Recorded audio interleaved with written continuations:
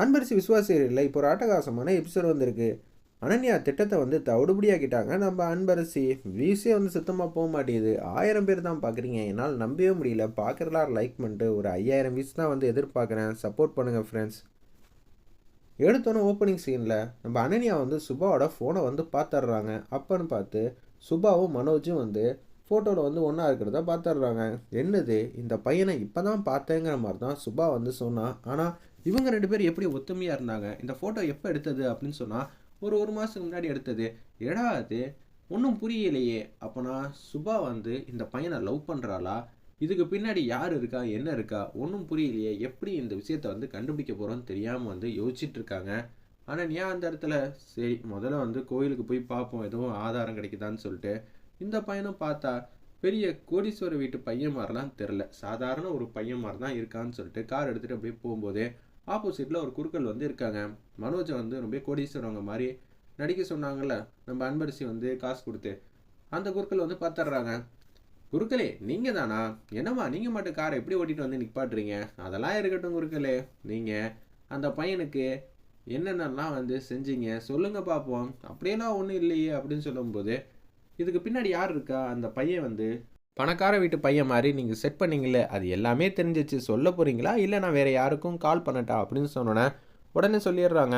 இல்லைம்மா, அவனை வந்து இது மாதிரி வந்து காட்ட சொன்னாங்க, அதனால தான் நாங்களும் இது மாதிரி பண்ண சொன்னோம் அப்படின்னு சொல்லிடுறாங்க. சரி யார் இதுக்கு பின்னாடி இருக்கா? அன்பரசின்னு சொல்லிட்டு போங்க குறுக்களே, உங்ககிட்ட இனிமேட்டு எனக்கு என்ன சண்டை அப்படின்னு சொல்லிட்டு அவங்க மாட்டு குடுக்குன்னு போயிடுறாங்க. அந்த இடத்துல அந்த குறுக்கள் அன்பரசி இதுக்கு பின்னாடி நீ தான் இருக்கியா அப்படின்னு சொல்லும்போது அந்த பையனோட அட்ரஸ் டீட்டெயிலும் வந்து வாங்கிடுறாங்க. வாங்கினோன்னு வந்து கார் ஒரு இடத்துல வந்து நிப்பாட்டிட்டு ஒரு நோட்டை மட்டும் எடுத்துகிட்டு அப்படியே போய்கிட்டே இருக்காங்க. அவங்க அம்மா முன்னாடி நிற்கிறாங்க, மனோஜோட அம்மா முன்னாடி.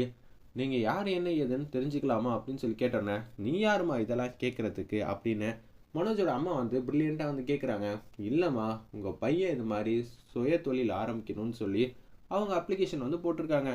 உங்களுக்கு உண்மையிலே வந்து இதுக்கெல்லாம் தகுதி வாய்ந்தவங்களா, நாங்கள் வந்து பணம் கொடுக்கறதுக்கு அதுன்னு தெரிஞ்சுக்கிறதுக்காக தான் நாங்கள் இது மாதிரி கேட்க வந்திருக்கோம். மனோஜோட அப்பா என்ன பண்ணுறாரு? அவர் போயிட்டாருமா அப்படின்னு சொல்லிடுறாங்க. சரி உங்களோட பேர் என்ன அப்படின்னு சொன்னேன். அந்த பேரையும் நோட் பண்ணிக்கிறாங்க. மனோஜுங்கிறவர் யார், எந்த இடத்துல வேலை பார்க்குறாரு, அவர் பிஸ்னஸ் எதுவும் பண்ணுறாரா? இல்லைம்மா, முன்னாடி வந்து சாப்பாடு வந்து டெலிவரி பண்ணுற வேலை வந்து பண்ணிக்கிட்டு இருந்தாப்புல. ஓகே, பெருசாக காசுன்னு கையில் நின்னது இல்லைம்மா, இப்போ ஒரு கம்பெனியில் வந்து வேலை பார்க்குறான், 15,000 கிட்ட வருமா அப்படின்னு சொல்லிடுறாங்க அந்த இடத்துல. அப்படிங்களா? ஓகே ஓகே சரிங்க அப்படின்னு சொல்லிட்டு போக பார்க்குறாங்க. நில்லுமா, ஏதாவது ஒரு இன்ஃபர்மேஷன் வந்து கேட்டேன்னா என்னோட கார்டு எதுவும் கேட்டிருக்கணும், நீ கேட்கவே இல்லை.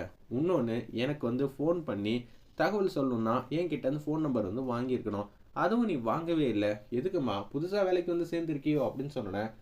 அனன்யா வந்து எதோ சொல்லி சமாளிக்க ஆரம்பிச்சிடுறாங்க. இல்லைம்மா, எதுவாக இருந்தாலும் டேரெக்டாக வந்து தான் விசாரிப்பாங்க, உங்கள் ஃபோன் நம்பரு கார்டு டீட்டெயிலெலாம் அவங்கள்ட்ட வந்து கொடுங்க, எனக்கு தேவைப்படாது அப்படின்னு சொல்லிட்டு கார் எடுத்துகிட்டு போகிறாங்க.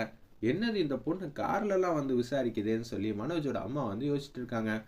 ஒரு பக்கம் வீட்டுக்கு வந்து கேஷுவலாக வந்து உட்கார்றப்ப சுபா, சுபா செல்லும் எங்கே இருக்கீங்க, இங்கே வாங்கன்னொன்னே, என்னடா அது அனன்யா இப்படி கூப்பிட்டுட்டு இருக்கா?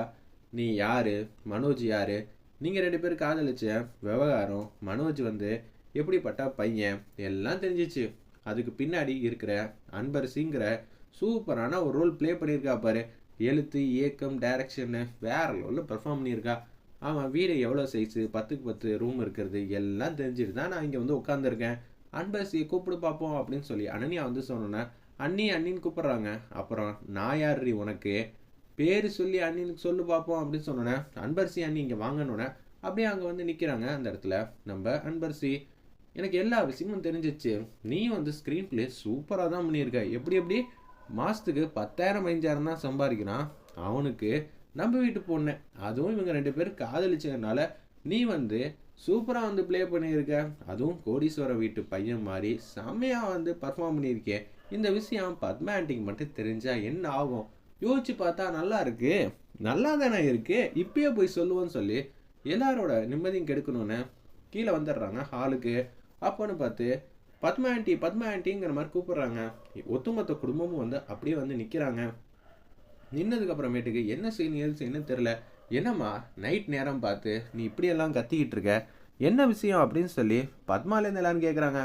அப்போன்னு பார்த்து தான் சொல்கிறாங்க அனன்யா, இது மாதிரி மனோஜின்னு ஒரு பையனை வந்து பார்த்தோம்ல, அவன் 10,000 15,000த்துக்குன்னா வேலை பார்த்துக்கிட்டு இருக்கான். அவங்க வீடு வந்து பெருசாலாம் இல்லை, 10க்கு 10 ரூம் சைஸ் தான் இருக்குது. அவன் காசு விஷயத்தில் ரொம்ப வந்து கஷ்டப்படுற ஃபேமிலி தான்.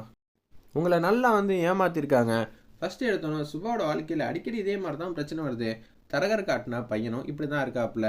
இப்போ சுபாவுக்கு நம்மளா பார்த்த பையன் கூட இப்படி தான் இருக்காப்புல அப்படின்னு சொல்லும்போது, ஆதாரம் இல்லாமல் பேசுறியா அப்படின்னு சொல்லி பத்மா வந்து கேட்குறாங்க. இல்லை ஆண்டி, நான் ஆதாரத்தோடு தான் பேசுகிறேன். ஆமாம், நைட் நேரத்தில் ஏதாவது கனவு காண்டிருப்பாமா, அதை வச்சு தான் இப்படிலாம் சொல்லிகிட்டு இருக்கான்னு சொல்லி ஜெய் வந்து செம்மையாக வந்து பர்ஃபார்ம் பண்ணிட்டு இருக்காங்க. என்னடியும் உனக்கு பிரச்சனை அப்படின்னு சொல்லி கேட்டோன்னே, சரி ஆண்டி நான் ஆதாரத்தோட காட்டுறேன்னு சொல்லி சுபாவோட ஃபோனை வாங்கி மனோஜ் சுபாவும் ஒன்றா இருக்கிற ஃபோட்டோ வந்து இருக்கான்னு சொல்லி செக் பண்ணி பார்க்குறாங்க. பார்த்தா இல்லவே இல்லை. சின்னதாக ஃப்ளாஷ்பேக் வந்து காட்டுறாங்க. அந்த இடத்துல சுபாவும் அன்பரசியும் ஆட்டோவில் போயிட்டு இருக்கிறப்ப அந்த குருக்கள் வந்து விசாரித்ததுக்கப்புறமேட்டுக்கு அடுத்த நொடியே வந்து இது மாதிரி அனன்யான ஒரு பொண்ணு வந்தா, இது மாதிரி கேட்டிருந்தா, அதனால் நான் எல்லாத்தையும் சொல்கிறபடி ஆயிடுச்சு. இருப்பினும் நீங்கள் கொஞ்சம் சேஃபாக இருங்கன்னு அந்த குருக்கள் வந்து எல்லாத்தையும் வந்து சொல்லி முடிச்சிடுறாங்க. வீட்டில் உட்காந்துக்கிட்டு இவங்க 2 பேரும் அனன்யாவுக்கு எல்லா விஷயமும் தெரிஞ்சிச்சு, இப்போ எப்படா சமாளிக்கிறதுங்கிற மாதிரி யோசிச்சுட்டு இருக்கிறப்ப சுபா வந்துடுறாங்க. இதுவும் வந்து ஃப்ளாஷ்பேக் சீன் தான். என்ன ஆச்சுன்னொன்னே அனன்யாவுக்கு எல்லா விஷயமும் தெரியுது, அதனால தான் எனக்கு என்ன செய்யணும்னு தெரிலங்கிற மாதிரி சுபாட்ட வந்து பேசிகிட்டு இருக்கிறப்ப சுபா வந்து ஒரு ஐடியா வந்து கொடுக்குறாங்க. நான் காலையில் வந்து யதார்த்தமாக சுபா ரூமை வந்து கடந்து போனேன்னா அப்பன்னு பார்த்து சுபாவோட ஃபோனை வந்து பார்த்துக்கிட்டு இருந்தா அனன்யா அப்படின்னு சொன்னேன். உடனே வந்து அன்பரசி வந்து பேசுகிறாங்க, நீயும் மனோஜும் இருக்கிற ஃபோட்டோ எல்லாத்தையும் வந்து டெலீட் பண்ணிடு அப்படின்னு சொல்லிடுறாங்க. அதுக்கப்புறமேட்டு தான் இப்போ அந்த ஃபோனில் வந்து ஃபோட்டோ இருக்கான்னு பார்க்குறாங்க. அந்த இடத்துல பார்த்தா ஃபோட்டோ இல்லவே இல்லை. நல்லா வந்து க்யூட்டாக அழகாக வந்து சிரிச்சிக்கிட்டு இருக்காங்க நம்ம சுபா. அன்பரசி கௌசல்யா 3 பேரும் வந்து சிரிக்கிற மாதிரி காட்டுறாங்க. அந்த இடத்துல என்னம்மா அது ஆதாரம் எங்கம்மான்னு சொல்லி பத்மா வந்து கேட்குறப்ப, ஆதாரமா அது கனவுல பார்த்த ஆதாரம் எப்படி வந்து நேரில் வந்து கிடைக்கும் அப்படின்னு சொல்லி காமெடி பண்ணிகிட்டு இருக்காங்க. ஜெய் அந்த இடத்துல சூப்பர் சூப்பர், இதே மாதிரி பர்ஃபார்ம் பண்ணி கலைச்சி விட்டுருங்க இந்த பஞ்சாயத்தை அப்படின்னு சொல்லி அன்பரசி சொன்னனால, இவளுக்கு தான் வேறு வேலை இல்லைன்னா இவ கூப்பிட்டான்னு சொல்லி எல்லோரும் வந்து நிற்கிறீங்களே, போய் தூங்க போங்க, எதுவாக இருந்தாலும் காலையில் பேசிக்கலாம், ஆதாரம் இருக்கு ஆண்டி அப்படின்னு சொல்லும்போது சரி காட்டுங்கிற மாதிரி அன்பரசிலேருந்து எல்லாரும் கேட்டோன்னே, இதுக்கு பின்னாடி இருக்கிறது அன்பரசி தான். ஏண்டி இன்னும் மாடி என் மேலே உனக்கு கோவம் தீரல? ஐயோ, அக்கா தங்கச்சிங்களை வந்து ஒரே வீட்டிலேருந்து எடுத்தா இது மாதிரி தான் தூங்க விட மாட்டாங்க போல இருக்கே, சண்டை போட்டுக்கிட்டே இருக்காங்க, போமா அப்படின்னு சொல்லி அந்த இடத்துல வந்து பத்மா சொல்லிட்டு எல்லோரும் நிம்மதியாக தூங்க போகிறாங்க. செம காமெடியாக இருந்துச்சுன்னே சொல்லலாம் அந்த சீன்லாம்.